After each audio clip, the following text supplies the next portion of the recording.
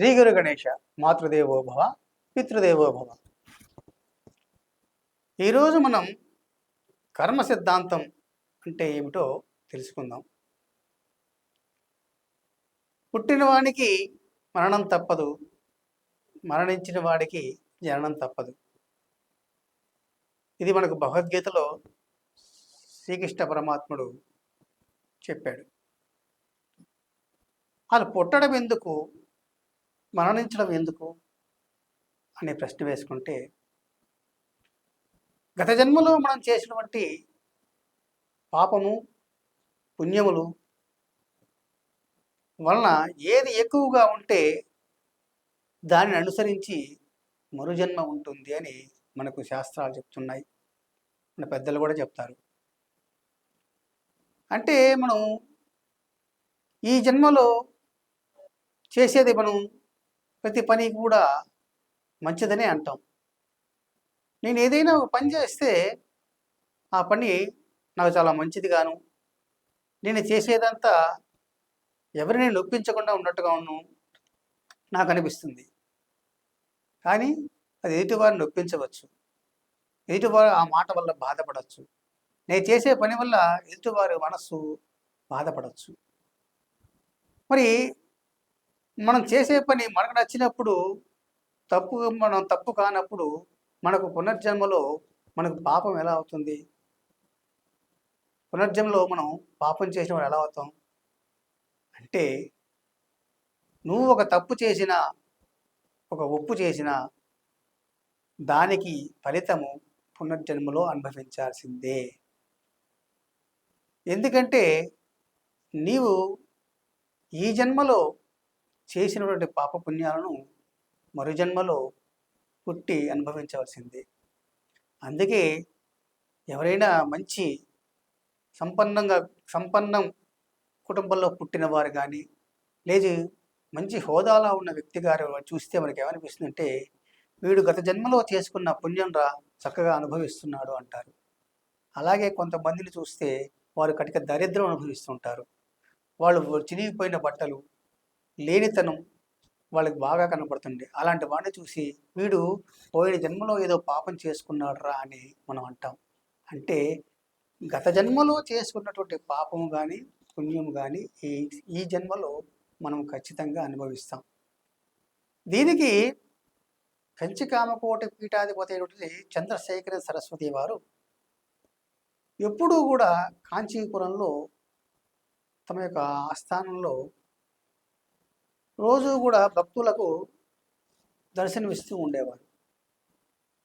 ఆయన ఎప్పుడు కూడా ఎక్కువ మాట్లాడు, ఎవరితోనన్నా చాలా స్వల్పంగా మాట్లాడతారు. అలాంటి సమయంలో అక్కడికి ఒక భక్తురాలు వచ్చి చాలా బాధపడింది. ఆమె, ఏమిటి నా పరిస్థితి ఏమిటి, నేనేమిటి ఇంత భయంకరంగా ఉన్నానంటే, అప్పులు, బాధలు, రకరకాలైనటువంటి సమస్యలతో నేను చిక్కుకున్నానంటే, ఈ సమస్యలకు స్వామివారే సమాధానం చెప్పాలి, ఆయనే పరిష్కారం చూపాలని మనసులో పదే పదే అనుకుంటూ ఆమె స్వామివారి సన్నిధి దగ్గరికి వచ్చింది. అప్పుడు స్వామివారిని ఆమె చూసి, ఏమ్మా ఏంటి ఇలా వచ్చావు అన్నాడు. స్వామి, ఏం చెప్పను, నాకు చాలా బాధలు ఉన్నాయి, ఈ బాధలు నేను భరించలేకుండా ఉన్నాను, నన్ను ఏదో ఒక విధంగా ఈ బాధల నుంచి గట్టెక్కించు అని చెప్పి అడిగింది. అందుకు స్వామివారు, సరేనమ్మా, ఒక పని చెయ్యి, నువ్వు రేపు ఉదయం ఈ మద్రాసులో ఉన్నటువంటి హాస్పిటల్ దగ్గరికి వెళ్ళు, పిల్లల ఆసుపత్రి దగ్గరికి. అక్కడ ఉదయం నుంచి సాయంత్రం వరకు కూర్చుని ఏం జరుగుతోందో చూసి నాకు చెప్పమ్మా అన్నాడు. అప్పుడు ఆమె, అసలు నేను అడిగినది ఏమిటి, స్వామివారు చెప్తున్నది ఏంటి, నా కష్టాలు వచ్చి బాబోయ్ నేను భరించలేకుంటున్నాను స్వామి, ఏదన్నా మార్గం చెప్పమంటే నన్ను వెళ్ళి అక్కడ కూర్చుని ఆసుపత్రిలో ఆ లెక్కలు రాయమంటాడేంటి అని మనసులో అనుకుని, అయినా స్వామివారు చెప్పారు కాబట్టి దాన్ని తూచా తప్పకుండా పాటించాలని మన్నాడు పొద్దున్నే వెళ్ళి ఆసుపత్రి దగ్గర కూర్చున్నాను. కూర్చుంటే సాయంత్రం వరకు కూర్చుంది, అంతా చూసింది ఆమె, అక్కడ జరుగుతున్నదంతా అంతా బాగా రాసుకునే ఒక చోట. మరో రోజు పొద్దున మరలా స్వామివారి దగ్గరికి వచ్చింది. ఆ మర్నాడు కూడా వచ్చేటప్పటికి స్వామివారి కూర్చుని, ఏమ్మా నిన్న వెళ్ళి చెప్పిన పని చేశావా అడిగాడు. చేశాను స్వామి అంది. మరి ఏం చేశావో అడిగాడు. స్వామి, ఆ ఆసుపత్రిలో 3 ఫ్లోర్లు ఉన్నాయి. ఆ 3 అంతస్తుల్లో పై అంతస్తులో మొత్తం ఏసీ రూమ్లు ఉన్నాయి. 2వ అంతస్తు ఒక 10 మంది కలిపి 20 మంది కలిపి ఒక రూమ్గా ఉంది. కింద రూమ్కి వచ్చేటప్పటికి జనరల్ వార్డ్ లాగా మొత్తం అందరినీ ఒకే రూమ్లో పడుకోబెట్టారు అన్నాడు. ఓకే అమ్మ బాగుంది. తర్వాత ఏం జరిగింది అన్నాడు ఆయన. పై అంతస్తులో వాళ్ళకి ఒక 50 మంది పిల్లలు పుట్టారు. కింద అంతస్తులో వాళ్ళకి ఓ 100 మంది పుట్టారు. అట్టడుగు వారికి ఒక 200 మంది పిల్లలు పుట్టారు స్వామి అంది. అలాగనమ్మ చక్కగా చెప్పావు. మరి దీని నుంచి నువ్వేం తెలుసుకున్నావు అడిగాడు ఆయన. ఇదేంటి స్వామి, ఏం తెలుసుకునే దానిలో మామూలే కదా పుట్టడము, దీన్ని తెలుసుకునేది ఏముంది, ప్రత్యేకత ఏముంది అని అడిగింది. కాదమ్మా, ఇక్కడే నువ్వు పొరపడుతున్నావు. పైన అంతస్తులో అంటే ఏసీ రూముల్లో, ఇండివిజువల్ గదుల్లో, ఎటువంటి అనేక సౌకర్యాలు ఉన్నటువంటి ఆ గదిలో పిల్లలు 50 మందే పుట్టారు. మధ్య తరగతికి వచ్చేటప్పటికి 100 మంది పుట్టారు. జనరల్ వార్డులోకి వచ్చేటప్పటికి 200 మంది పుట్టారు. అంటే ఇక్కడ వారు చేసుకున్నటువంటి పూర్వజన్మ పుణ్యఫలం వల్ల వారు అక్కడ అలా పుట్టారు. బాగా అధికమైన పుణ్యం చేసుకోవటం వల్ల ఏసీ రూమ్లో పుట్టారు. బాగా అధికమైన దానికన్నా కొంచెం తక్కువగా పుణ్యం చేసుకున్న వారు అలా మధ్యతరగతి రూమ్లో పుట్టారు. సాధారణమైనటువంటి పుణ్యం చేసుకున్న వాళ్ళు అలా అందరితో పాటు మామూలు రూముల్లో పుట్టారమ్మా. చూసావా, మనిషి యొక్క కర్మ ఫలితము అనేది ఎలా ఉంటుందో నువ్వు గమనించావు కదా అన్నాడు. అందుకే ఈనాడు మనం గమనిస్తే కొన్ని మన కళ్ళ ముందు కూడా కనబడుతుంటాయి. ఒక్కొక్క కుటుంబంలో తల్లి తండ్రిని కన్న కొడుకులు హింసించే వాళ్ళు ఉంటారు. వాళ్ళ అనాథరణాలయాల్లో పెట్టేవాళ్ళు ఉంటారు.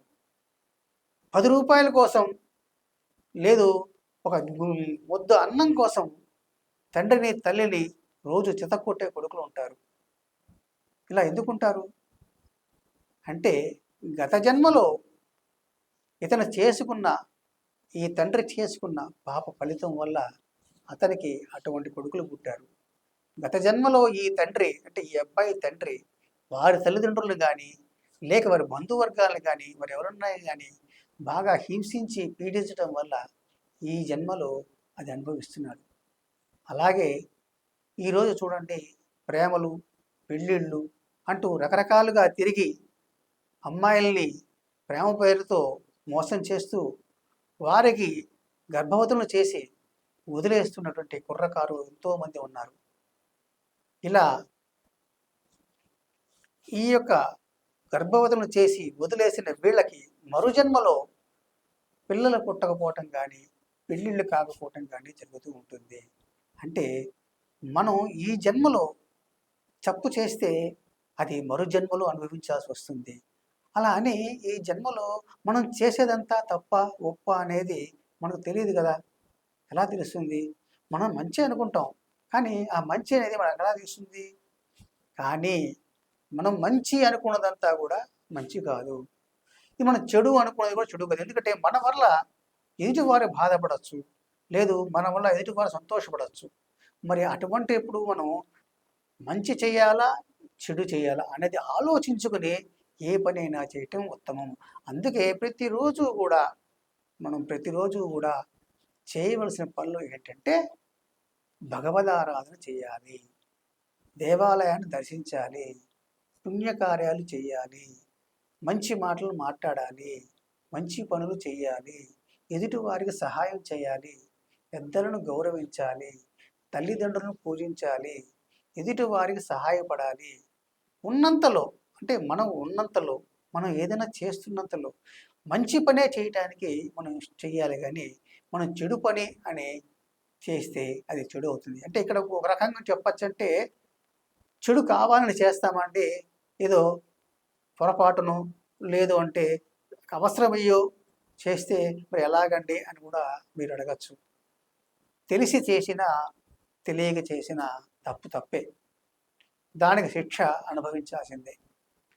ఒక నిప్పు ఉందనుకోండి, బాగా కాలుతున్న నిప్పు, ఆ నిప్పుని చేతితో పట్టుకుంటే కాలుతుంది. మరి ఆ నిప్పుని తీసుకుని నీళ్ళల్లో వేస్తే చల్లారిపోతుంది. ఆ నిప్పు తీసుకుని గడ్డివాము మీద వేస్తే కాలిపోతుంది. మరి మనం ఆ నిప్పుని తీసుకుని ఎక్కడ వేయాలి? నీళ్ళల్లో వేయాలి. నీళ్ళల్లో వేస్తే ఆ నిప్పు తన స్వభావాన్ని కోల్పోయి తన మామూలుగా ఉంటుంది. అదే ఆ నిప్పు కనుక గడ్డివాము మీద వేస్తే ఆ గడ్డి అంటుకోవటమే కాక చుట్టుపక్కల ఇళ్ళన్నీ కూడా అంటుకుంటాయి. అది నువ్వు కావాలని చేసిందే, అది నువ్వు తప్పుగా చేసిందే, నీ వల్ల 10 మందికి కూడా అన్యాయం జరిగింది. మరి ఇలా జరిగినప్పుడు మరి వారి ఉసురంతా నీ తగ్గుతుంది కదా. మరి అటువంటి తప్పు నువ్వు చేసినప్పుడు దానికి శిక్ష అనుభవించాలి కదా. కాబట్టి ఇక్కడ ఒక చిన్న మినహాయింపు ఉంది. భగవంతుడు చాలా గొప్పవాడు, చాలా మంచివాడు అని చెప్పడానికి ఏంటంటే, ఒక తప్పు చేసావు, అది తెలుసో తెలియకో చేసావు, వెంటనే భగవంతుడి దగ్గరికి వెళ్ళి ఆయన్ని క్షమించమని ప్రార్థించు. ఆ క్షమించమని నువ్వు ఎప్పుడైతే ప్రార్థించి నువ్వు గనక మార్పు చెందుకోవో, ఆ మార్పుని స్వామి స్వాగతిస్తాడు. అంటే నీకు జరగబోయే చెడు ఏదన్నా ఉంటే దాన్ని తగ్గించడం జరుగుతుంది. అలానే పూర్తిగా తగ్గించడం అంటూ ఉండదు. కాబట్టి మనం తెలుసో తెలియకో కావాలని కాకనో తప్పులు చేస్తూ ఉంటాం. కొన్నిసార్లు అవసరమయ్యి అది ఖచ్చితంగా చేయాల్సి వస్తే ఏదో బలవంతం వల్లనో లేదా మరే ఇతర కారణాల వల్ల చేయాల్సి వచ్చినా అది నీకు తప్పు అని నీ మనస్సాక్షికి తెలిస్తే నీవు శిక్ష అనుభవించవలసిందే. కాబట్టి తప్పును ఎప్పుడూ చేయటానికి మీరు ఆ తప్పును ఎప్పుడూ చేయటానికి మీరు ఆలోచించవద్దు. ఎప్పుడూ మీరు మంచిని చేయటానికి ప్రయత్నించండి.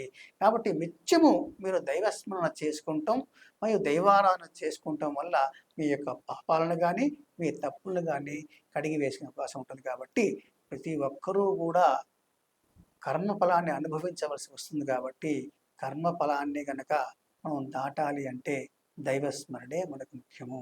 కాబట్టి నిత్యము దైవస్మరణ చేస్తూ దైవాన్ని ఆరాధించడం వల్ల కర్మఫలాన్ని కూడా పొందలేమని తెలియజేస్తూ స్వస్తి.